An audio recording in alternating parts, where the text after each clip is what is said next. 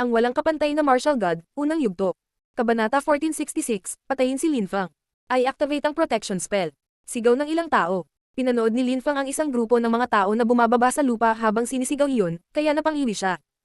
Ang mahusay na spell ng proteksyon. Pagkatapos, biglang lumitaw ang nakakasilaw na mga ilaw na nagpapaliwanag sa buong teritoryo. Ito ang Great Celestial Protection Spell. Naisip ng ilang mga tao na hindi pa rin maintindihan kung ano ang nangyayari. Gaano katagal na simula noong ginamit ng Chiklan ang protection spell? May nangahas na salakayin ang Chiklan, ngunit sino? Akala ng iba. Nakakatakot na lakas. Isip ni Linfang. Ang Chiklan ay unti-unting napupuno ng gininto ang enerhiya. Bukod dito, ang lahat ay naiilaw, kaya kung siya ay pumatay ng sinuman, ang lahat ay makikita siya. Tumigil na ang lahat. Bukod sa mga nagpapatrol, walang makagalaw. Kung sino man ang sumuway, mamamatay sila. Galit na sigaw ng isang tao. Pagkatapos, tumigil ang lahat sa paggalaw. Napakakahanga-hangang organisasyon. Isip ni Linfang. Ininspeksyon muna ng mga patroller ang paligid, pagkatapos ay ininspeksyon nila ang mga tao sa kalangitan. Naroon si Linfang, ngunit hindi siya gumagalaw. Hahanapin nila ako. Isip ni Linfang. Kung lumipat siya, mamamatay siya. Ang protection spell ay maaari ding magpapaliwanag sa mga taong nagtatago, kaya hindi siya makapagtago kung gusto niya. Kahit na ang paggamit ng kanyang espiritu ay walang silbi sa spell ng proteksyon na iyon. Sa wakas ay nagpa siya si Linfang na huwag kumilos at matigang maghintay. Sa wakas, dumating ang mga nagpapatrolya malapit sa kanya. Ang pinuno ng mga nagpapatrolya ay isang cultivator ng ika-9 na layer ng Zunchi. Umikot. Sigaw ng malakas na cultivator kay Linfang. Dahan-daang lumingon si Linfang. Nakasimangot yung mga yon. Hindi pa kita nakikita. Saang branch ka galing? Sino ang mga magulang mo? Tanong ng nagpapatrolya. Hindi niya tinanong si Linfang para sa kanyang pangalan dahil napakadaling gumawa ng pangalan. Sa halip, tiningnan niya ang kanyang background na mas mahirap gawin. Gaano kalakas ang loob mo na kausapin ako ng ganyan? Sabi ni Linfang. Dahan-dahan siyang tumalikod at naglakad patungo sa lalaking iyon. Ha? Sumimangot ang karamihan. Ako si Linfang. Sabi ni Linfang at pagkatapos ay lumitaw ang kanyang cetro at naglabas siya ng mga lakas ng pagmumura. Kasabay nito, naglabas siya ng sword energies gamit ang kabilang kamay niya.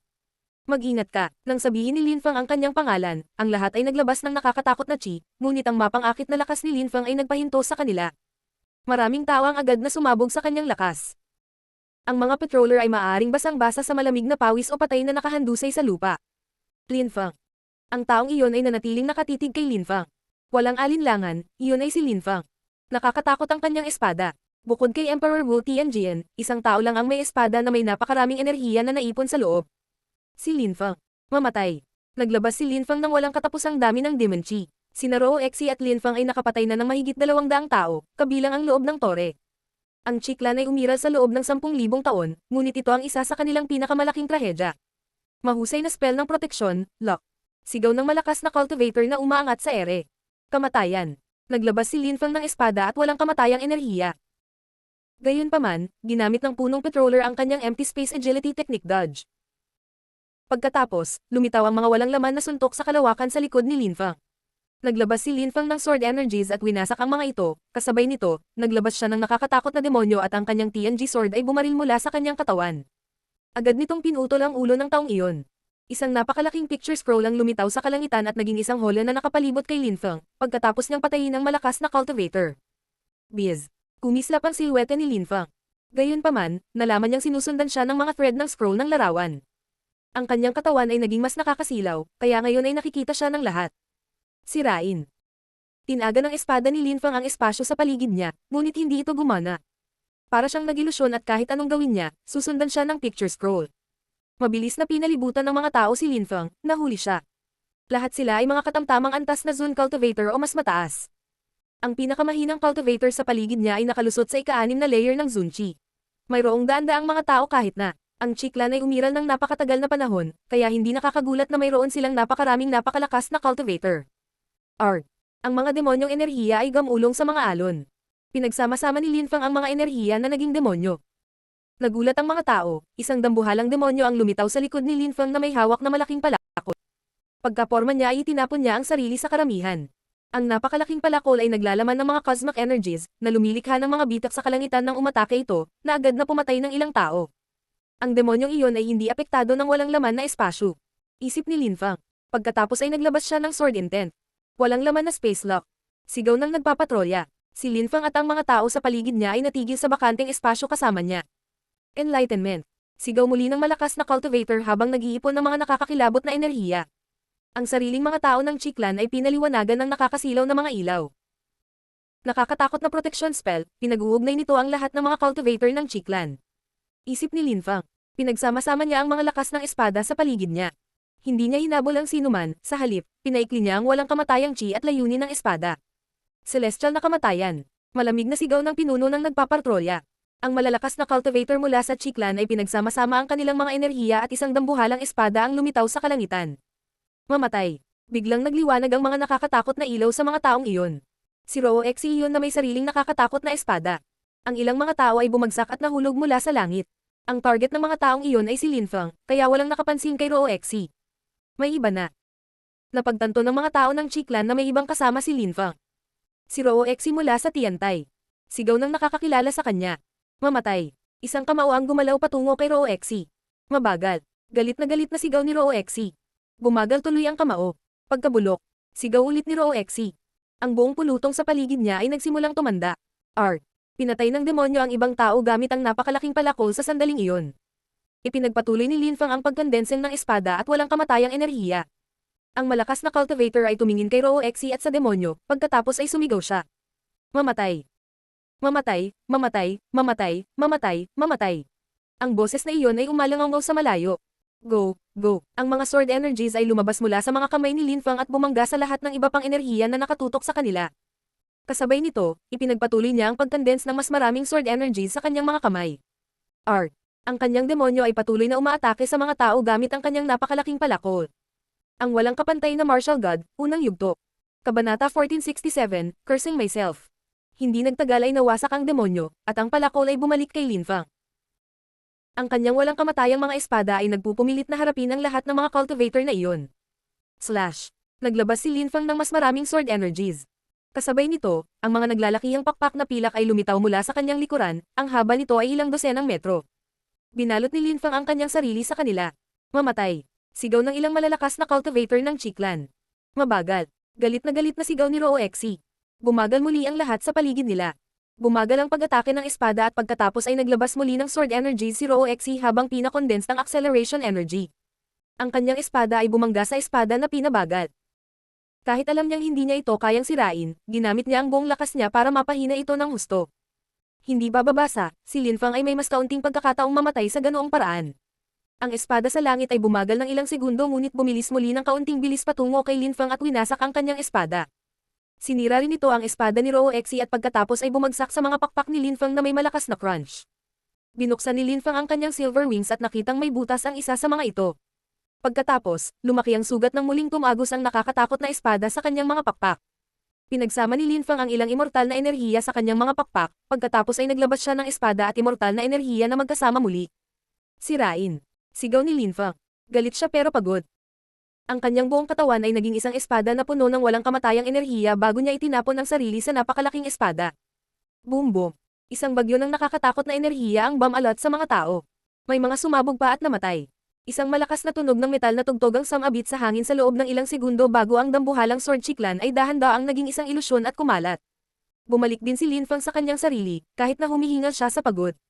Sa sandaling iyon, ang mga tao ng Chiclan ay mas natakot kay Linfang. Ang espada ng kanilang angkan ay hindi kapanipaniwala ngunit ito ay nabigo pa rin. Mamatay. Sigaw ni Roo Exi. Gumalaw siya gamit ang speed abstruse energy at pinatay ang isa pang cultivator. Patayin muna si Linfang, naubusan na siya ng lakas. Sigaw ng isang tao. Ito ay ang punong patroller.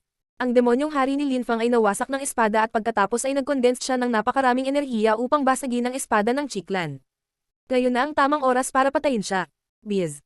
Inihagis ng maraming tao ang kanilang sarili kay Linfang habang naglalabas ng walang laman na enerhiya sa espasyo. Napapaligiran na naman si Linfang. Sumpa sa kamatayan. Sigaw ni Linfang, kinuha ang kanyang cetro.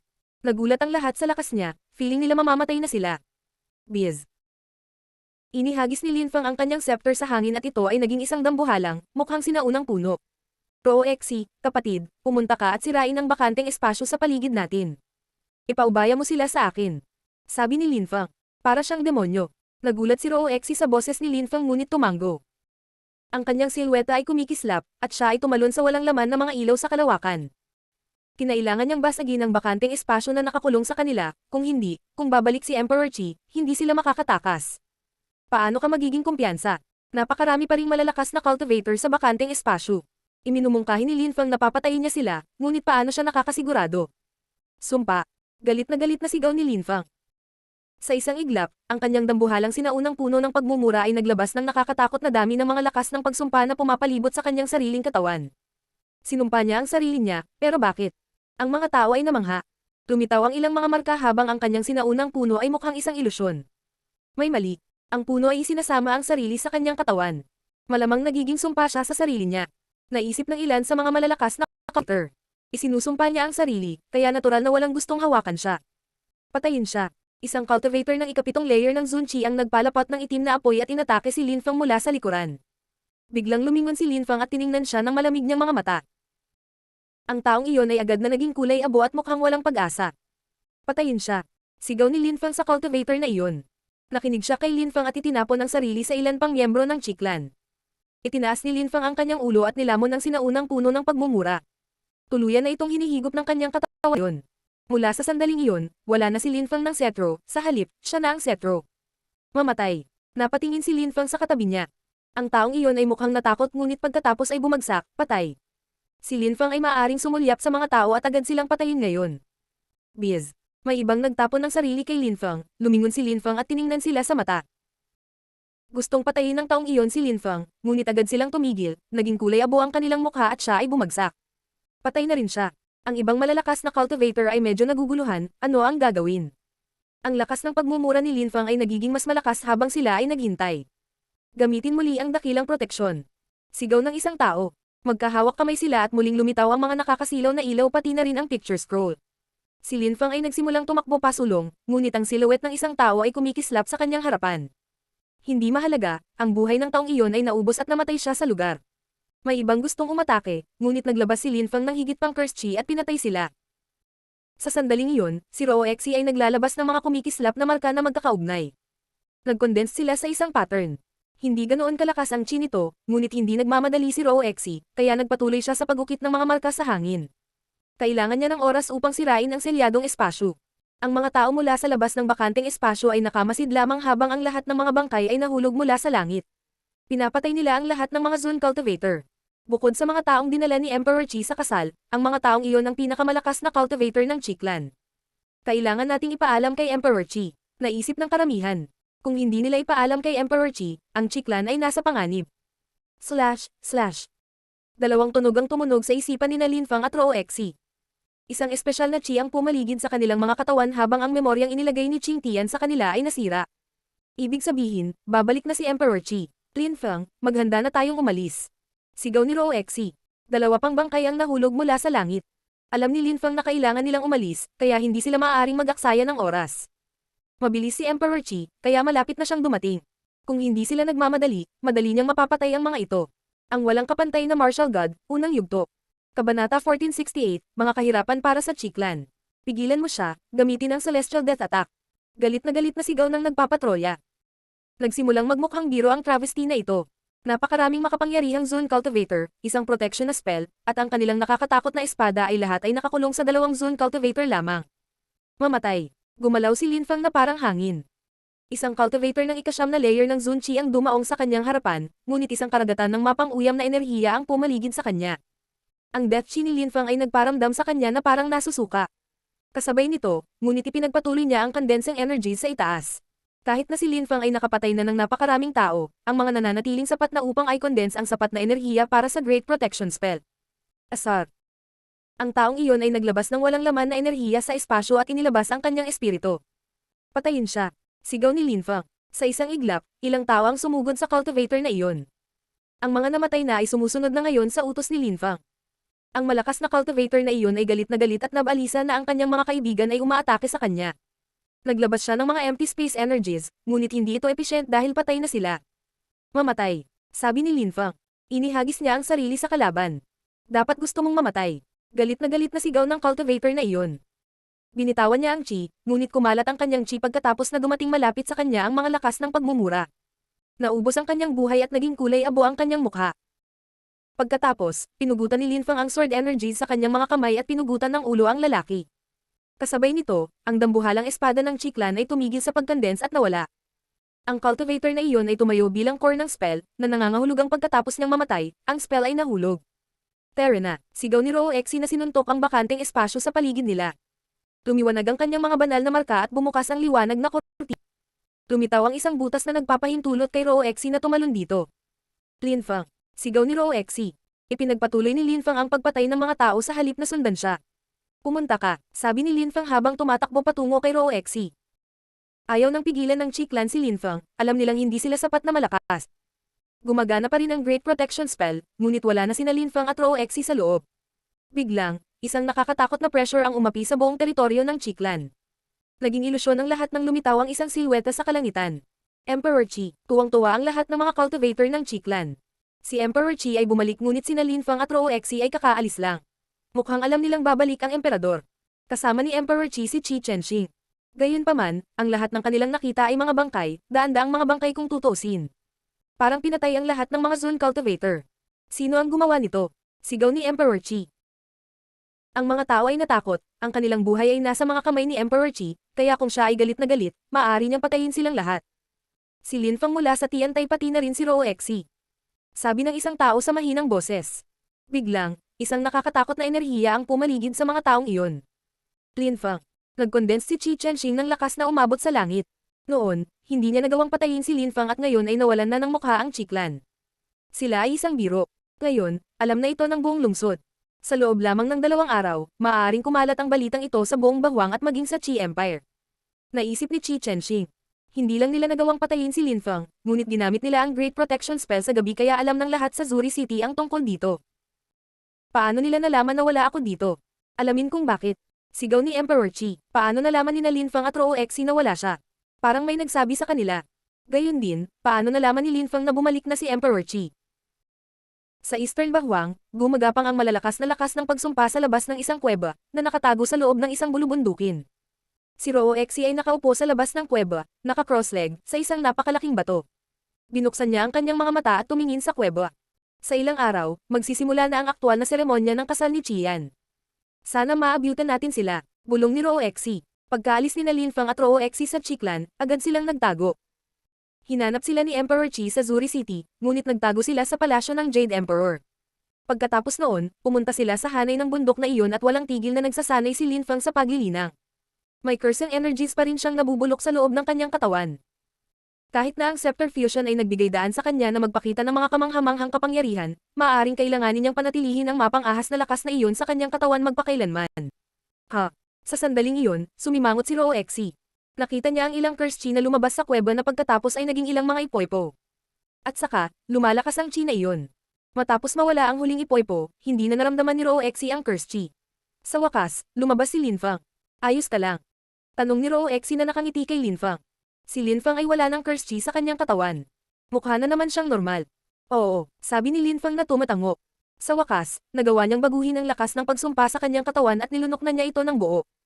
Ngayon ay magagamit niya ito para sa kanyang sarili nang walang anumang kahihinatnan. Bahagi iyon ng kanyang lakas. Nawala ang kanyang setro, ngunit kahit papaano ay naging mas malakas ang kanyang lakas ng pagmumura. Dahil okay ka na ngayon, aalis na tayo. Sabi ni Rooexi na tumalon sa malaking bato. Pagkatapos, ngumiti siya kay Linfang at sinabing, magiging maganda ang seremonya ng kasal ni Qian. Hindi ka panipaniwalang mga tao mula sa buong Bahwang at Jiuyu ang dadalo. Magpapakasaya tayo. Paano kung makita tayo ni Emperor Qi? Papatayin niya tayo on the spot. Sabi ni Linfang. Si Rooexi ay baliw. Maraming henyo ang inimbitahan ni Emperor Dong. Maging ang mensahero ay inanyayahan. Ang araw na iyon ay ang kasal ni Qian, kaya sa tingin mo ba isasalakayin ni Emperor Qi ang mga tao doon?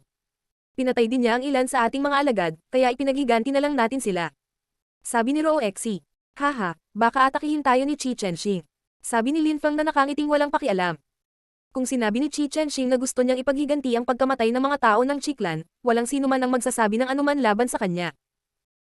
Si Qi Chenxing ay hindi isang emperador, kaya hindi niya kailangang igalang ang mga patakaran ng cultivation emperors. At higit pa riyan, may mga tao pa sa Tiantay.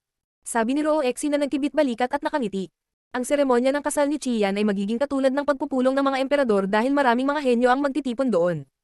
Ang walang kapantay na martial god, unang yugto. Kabanata 1469, The Qi Empire. Ang Qi Empire ay isa sa pinakamalaking imperyo sa Jiuyu. Sa lalawigan ng Bahwang, kakaunti ang nakakaalam na ang pinuno ng Qi Empire at ang emperador ng Qi Clan ay kabilang sa iisang pamilya. Tanging ang mga may mataas na katayuan sa lipunan ang nakakaalam nito. Maging ang Wen Clan at ang Sikong Clan ay may malalim na koneksyon sa Jiuyu, tulad ng Qi Clan. Ang ilang mga tao tulad ni Lin Feng na nakakuha ng lakas at pagkilala sa Bahwang ay natutunan ang tungkol sa mga bagay na iyon. At sa dami ng nalaman nila sa mga bagay na iyon, parang may mga sikreto pa sa likod ng mga eksena. Mas marami silang natutunan, mas kaunti ang kanilang nalalaman. Ang lalawigan ng Bahwang at Jiuyu ay naging napakahiwaga para sa karamihan ng mga tao, kaya paano ang banal na lungsod? Sa imperial na lungsod ng Qi Empire, mayroong isang hagdanan na may maraming mga hakbang. Mayroong 10,000 hakbang sa kabuuan. Ang mga ordinaryong tao ay mangangailangan ng mahabang panahon para umakyat sa kanila. Mula sa itaas, natatanaw nila ang mga nakamamanghang tanawin ng imperial na lungsod, na nagpaparamdam sa kanila na para silang lumilipad. Sa sandaling iyon, maraming tao ang lumilipad sa hagdanan na iyon. Sa tuktok ng hagdan, may mga kawal na nagpapalamuti ng nakasisilaw na baluti. Ang mga gwardya na iyon ay mukhang maharlika at dominanti, at lahat ay kailangang dumaan sa kanila upang makapasok sa lungsod. Maliban, ang mga miyembro ng imperial na lungsod ng Qi Empire ay maaaring lumipad at direkta sa lungsod. Maging ang malalakas na cultivator mula sa lalawigan ng Bahwang ay kailangang dumaan sa mga gwardya. Ngunit sa sandaling iyon, may lumipad sa lungsod, na tila lumalabag sa mga patakaran. Maraming tao ang nagtaas ng ulo, nagulat sila dahil nakilala nila kung sino ito. Ito ay isang binata na naging tanyag sa lalawigan ng Bahwang. Inihambing pa siya ng ilang tao kay Lin Feng. Kahit na maraming tao ang hindi pa nakakita sa kanya, sila ay hindi bababasa, lahat ay nakarinig tungkol sa kanya. Xia Tianfan. Nakakagulat, lumipad siya sa lungsod, lumalabag sa mga patakaran ng Qi Empire. Naisip ng ilang tao na nagbubuntong hininga. Si Xia Tianfan baliw. Ang pangalan ni Xia Tianfan ay Xia, kaya hindi siya kabilang sa Qi Clan. Hindi rin siya emperador. Sa tingin ba niya ay sapat na ang kanyang lakas para baliwalain ang mga tuntunin ni Emperor Dong? Naisip ng karamihan. Walang pumipigil kay Xia Tianfan at hindi siya pinansin ng mga guard na parang walang ginawang masama si Xia Tianfan. Bigla siyang lumitaw sa Bahwang, ang kanyang katayuan sa lipunan ay misteryoso, at siya ay hindi kapani-paniwalang malakas. Ano ba talaga ang background niya? Ang katayuan sa lipunan ni Xia Tianfan ay dapat na hindi kapani-paniwala. Naisip ng ilang tao. Maraming tao rin ang lumilipad, sino sila ngayon? Naisip muli ng karamihan. Ang ilang mga tao ay nakangiting walang pakialam at lumilipad sa lungsod sa likuran niya. Mukhang hindi maarak ang nakasuot ng puting damit. Nararamdaman ko lang iyon kapag nakikita ko ang aking guro. Akala ng isang tao. Iyan ang messenger. Ang ilang mga tao na nakalabas sa sinaunang larangan ng digmaan ay nakilala kaagad ang sugo. Nakapagtataka, dumating siya ngunit may kasama siyang mga binata, sino ang mga iyon?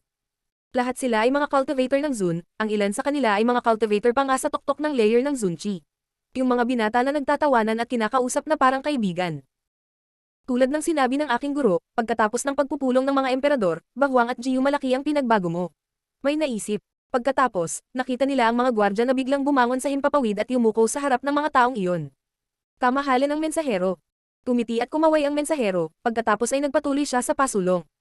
Siya ay nasiyahan, ang mga tao mula sa Qi Empire ay nagpakita sa kanya ng paggalang nang makita siya, na nangangahulugan na si Emperor Dong ay dapat ding mabait. Pagkatapos nito, mas maraming tao ang patuloy na dumating. Sa sandaling iyon, ang mga tao ay namangha nang makita nila si Emperor Yu, ang pinuno ng Tiantay na nawala ng ilang panahon ngayon. Sasali rin siya sa seremonya ng kasal. Ngayon, narito ang lahat ng emperador at ang mensahero. Kahit na hindi gusto ni Emperor Dong si Emperor Yu, malamang na hindi niya lalabanan si Emperor Yu sa araw ng kasal. Baka may mga tensyon pa, naisip ng karamihan. Sa tingin mo ba ay darating si Lin Feng ngayon? Tanong ng isang tao. Parang hindi naman. Kung darating si Lin Feng, gagawa ang Qi Clan ng paraan para patayin siya. Ang Qi Clan ay napupuot kay Lin Feng higit sa lahat, kung tutuusin. Sagot ng iba. Sa tingin ko hindi siya darating dahil masyadong delikado. Kehe, si Lin Feng ay baliw, paano ka nakakasigurado? Sabi ng may tumatawa ng mga sandaling iyon. Ang lalaking iyon ay si Wen Tiange at Wen Aozu. Ang walang kapantay na martial god, unang yugto. Kabanata 1470, Breaking Rules. Ang mga pintuan sa tuktok ng hagdanan ay nagmistulang mga pintuan sa langit. Dumating sina Wen Tiange at Wen Aozu sa gate at ngumiti ng walang pakialam. Walang pakialam na sinabi ni Wen Tiange. Ang ganda ng arkitektura, sila ay ang ambisyosong grupo. Hindi maintindihan ng katabi ni Wen Tiange. Ano ang ibig niyang sabihin? Sa labas, sa mga hardin, may mga mesa na nakaayos na may mga pagkain at inumin. Sa tuktok ng hagdanan, naamoy ng isa ang pagkain at alak na umaagos. Ang mga gusali ay puti at maganda, marilag at matayog. Ipinagmamalaki ng Qi Empire ang kanilang sarili at ang kanilang mga gusali. Ang kanilang mga gusali ay mas maganda pa kaysa sa Qi clan sa Bahuang Province. Kamahalan ng mensahero. Sumugod si Emperador Dong sa mensahero pagkatapos niya itong makita. Siya mismo ang dumating para batiin siya. Nakangiti siya ng buong puso. Emperor Dong, congratulations. Nakangiting sabi ng sugo at tumango. Maraming salamat, Your Highness the Messenger. Halika, maupo ka, magalang na sabi ni Emperor Dong. Pagkatapos, ngumiti siya sa mga kabataang lalaki na kasama ng mensahero at sinabi. Ang mga kabataang iyon ay dapat na mula sa Gu clan. Lahat sila ay mukhang outstanding. Masyado kang mabait. Nakangiting sabi ng mga binata. Ngunit malamig na ngumiti si Emperor Dong. Nakapagtataka, ang mga binatang iyon ay napakayabang at walang pakundangan. Siyempre kahit ganon ang tingin niya ay hindi niya ipinakita ang galit niya. Tinuro niya lang kung saan sila uupo. Salamat sa lahat ng pumunta. Sabi ni Emperor Dong sa mga emperador habang ipinapakita ang kanilang mga upuan. Hindi sila magkasamang nakaupo, naghihintay pa rin sila sa kanilang mga alagad. Malugod na tinanggap ni Emperor Dong ang mga emperador mismo. Tumulong din si Emperor Qi. Hindi dumating si Qi Chenxing. Hindi siya nang ahas na lumapit, hindi niya kayang makipagsapalaran pagkatapos ng ginawa ni Lin Feng sa kanyang angkan kamakailan. Napakabilis, ang mga tao mula sa buong Bahuang at Jiuyu ay dumating at nagtipon kasama ang kanilang mga kaibigan. Kahit na dumating si Emperor Yu, malugod siyang tinanggap ni Emperor Qi. Dumating na rin sina Hao Qinglin at Tian Qi. Ilang tao ang nakakita ng dalawang tao na lumipat patungo kay Emperor Yu. Ang mga direktang alagad ni Tian Tai, sina Hao Qinglin at Tian Qi. Si Hao Qinglin ay nakalusot sa ikasyam na layer ng Zunqi. Nakakakilabot. Malapit na siyang maging Cultivation Emperor. Malapit na siyang maging isa ngayon. Naisip ng karamihan. Maraming tao ang natigil sa ikasyam na layer ng Zunqi o hindi man lang maabot ang tuktok ng layer ng Zunqi. Walang nag-alinlangan na si Hao Qinglin ay pupunta sa Huangqi layer kahit na. Biz. Sa sandaling iyon, lumitaw ang nakasisilaw na mga ilaw sa kalangitan. Isa itong napakalaking ibon, at may isa pang ibon sa tabi niya na medyo mas maliit. Dumating si Emperor Pang at ang maliit na emperador ng ibon. Dalawang ibon ang nakita ng karamihan. Pareho silang mahusay na Oriental Greenfinch Rocks. Sila ay talagang matigas ang ulo at matigas ang ulo. Akala ng lahat, noong mga araw na iyon, nakasanayan na ng mga tao na tawagin si Mo Pang na maliit na emperador. Noong nakaraang pagkakataon, ang emperador ay binubuli ni Lin Fang. Simula noon, nakapasok na si Mo Pang sa ikapitong layer ng Zunqi habang patuloy na tinutulungan siya ni Emperor Pang na magsanay ng cultivation. Gusto niyang makalusot siya sa Huangqi layer. Emperor Pang, ang munting emperador, halika rito at maupo. Walang pakialam na sabi ni Emperor Qi. Kahit malamig ang ngiti niya sa loob, nanatili siyang magalang. Ang mahusay na Oriental Greenfinch Rock ay iba sa iba. Biz. Ang mga alon ng Qi ay gamulong sa kalangitan sa likod ni Emperor Pang. Ang mga tao ay namangha. Nandyan siya. Si Emperor Qi ay nagulat din, pakiramdam niya ay sisabog na siya sa galit. Masayang ngumiti si Emperor Yu. Nakarating na sina Lin Fang at Rou Exi. Ko. Galit na sumigaw si Mo Pang. Napapaligiran siya ng gintong Qi habang agad niyang ibinagsak ang sarili kay Lin Fang.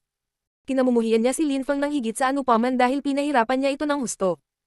Kahit na mayroon siyang imperial na sandata, pinahirapan siya ni Lin Fang. Walang pakialam na ngumiti si Lin Fang. Hindi man lang niya sinulyapan ng ibon. Nandoon lahat sina Emperor Yu, Emperor Wen at Emperor Devamara, kaya walang emperador ang maaaring umatake sa kanya. Bukod dito, ang mga lumabag sa mga patakaran ay maaaring magdusa ng malubhang kahihinatnan. Kailangang dumaan sa tarangkahan ang mga hindi emperador, hindi sila makakalipad sa lungsod. Sino ka sa tingin mo? Sino ka? Sabi ng isang gwardya na nakakaalam kung sino si Lin Fang. Bulag ka ba? Walang pakialam na sagot ni Lin Fang. Itinuro ni Lin Fang si Mo Pang at sinabing walang pakialam. Emperor ba siya? Emph. Malamig na umungol si Rou Exi at sinabing, kasal ngayon at imbatado ang lahat. Dumating kami, kaya isa na itong karangalan para sa Qi clan. Kung gusto ng Qi clan ng mga bisita, bakit ipapataw ang mga ganitong patakaran, lalo na kung hindi lahat ay ginagalang sila? Gusto mo bang ipahiwatig na ang ilang mga henyo ay hindi gaanong mahalaga kaysa sa iba? Tumingin ang gwardya kay Rou Exi. Si Rou Exi ay nagsasalita sa isip ng lahat. Siya ay isang mahusay na Oriental Greenfinch Rock. Sagot ng guard. Parang hindi siya sigurado sa sarili niya. Ang ibig mong sabihin ay ang magagandang Oriental Greenfinch Rock ay mas mahalaga kaysa sa iba. Kung gayon, dapat ay iniimbitahan mo lamang ang mahusay na Oriental Greenfinch Rocks at iyon na. Bakit mo inimbitahan ang iba? Sagot ni Rou Exi. Hindi nakaimik ang guard. Ang mga ibon ay mukhang galit na galit din. Malinaw na mas mataas ang katayuan sa lipunan ng Great Oriental Greenfinch Rocks kaysa sa mga ordinaryong tao. Sagot ng ibon. Hindi siya naglakas loob na saktan ang lahat, kaya ordinaryong tao lang ang pinag-uusapan niya. Ganoon ba, ang lakas ay ang pinakamahalagang bagay sa mundo ng paglilinang. Ako ay nasa tuktok ng ika-6 na layer ng Zunqi, kaya lalaban ako sa kanya, isang labanan hanggang kamatayan na walang interbensyon ng imperial, o mga sandata ng imperial. Magkikita na tayo. Sumasang-ayon ba si Emperor Pang? Tanong ni Linfang, nakatingin kay Emperor Pang. Ang emperador ay hindi makapaniwala. Ang yabang na lalaki. Isang labanan hanggang kamatayan. Naisip ng karamihan. Malamang na ayaw ni Mo Pang dahil hindi ordinaryong tao si Linfang. Kung papatayin mo ako, ito ay magpapatunay na ang iyong katayuan sa lipunan ay mas mataas kaysa sa akin. Kung mamatay ako, karapat-dapat ako. Malamang na mamamatay ako kaya hindi na kailangang kumilos si Emperor Pang ng napakagalang. Huwag mong alalahanin ang iyong sarili Mo Pang, lumaban tayo. Sabi ni Linfang na nakangiting walang pakialam. Malamig na umungol si Emperor Pang. Ang mga ibon ay hindi mukhang mayabang tulad ng dati. Ngayon ay isang seremonya ng kasal, kaya huwag mag-alala tungkol sa mga patakaran. Sabi ni Emperor Qi na walang pakialam na sumulyap kay Linfang. Nagpatuloy sa paglipad sina Linfang at Rou Exi, hindi man lang sila tumingin kay Emperor Qi habang lumilipad sa itaas.